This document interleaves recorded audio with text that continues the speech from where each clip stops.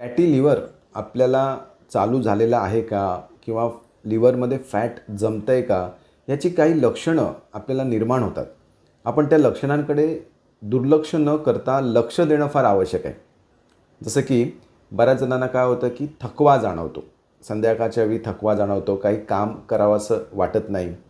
त्यानंतर अन्नपचन व्यवस्थित होत नाही. लिव्हरमध्ये फॅट जमल्यामुळे काय लिव्हरमधून जे काही एन्झाईम्स स्त्रवायला हवेत ते व्यवस्थित स्त्रवत नाहीत. त्याच्यामुळे आपल्या अन्नाचं पचन नीट होत नाही. पचायला जड असे पदार्थ खाल्ल्यानंतर अन्न पोटामध्येच जमा राहिलेलं आहे अशी भावना राहते. पोट गच्च राहतं. त्यानंतर अंगावर काळे चट्टे येतात. मानेच्या ठिकाणी किंवा काखेच्या ठिकाणी. पहिला त्या ठिकाणी तसा चट्टा नव्हता, म्हणजे काळसर त्याला म्हणतात ॲकॅन्थियास नायग्रिकन्स. म्हणजे तिकडची स्किन जी आहे ती थोडी ब्लॅकिश होते आणि बारीक बारीक असे त्या ठिकाणी चर्मकील म्हणजे छोटे छोटे असे दाणे स्किनवर स्किन टॅग्स यायला लागतात.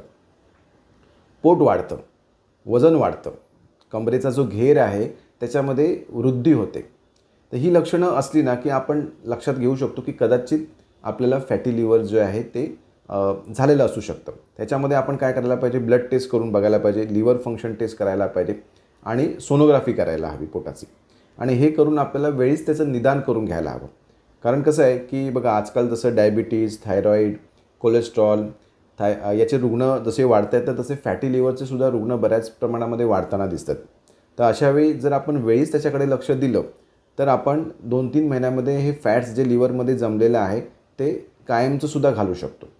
ठीक आहे. त्यासाठी त्याची ग्रेड किती आहे, फर्स्ट, सेकंड, थर्ड ग्रेडमध्ये आहे ते आपल्याला सोनोग्राफी करून बघणं आवश्यक असतं. ते बघितल्यानंतर मग त्याप्रमाणे आपल्याला डाएट घ्यायला हवा. मैद्याचे पदार्थ, गोड पदार्थ, तळलेले पदार्थ कमी खायला हवे. रोज 1 तास व्यायाम करायला हवा आणि काही आयुर्वेदामध्ये औषधं आहेत त्यांचंसुद्धा तुम्ही सेवन करू शकता. यामुळे 1-2-3 महिन्यामध्ये फॅटी लिव्हरमध्ये अगदी लक्षणीय जो आहे तो फरक दिसून येतो. तर नक्कीच मित्रांनो लक्ष द्या.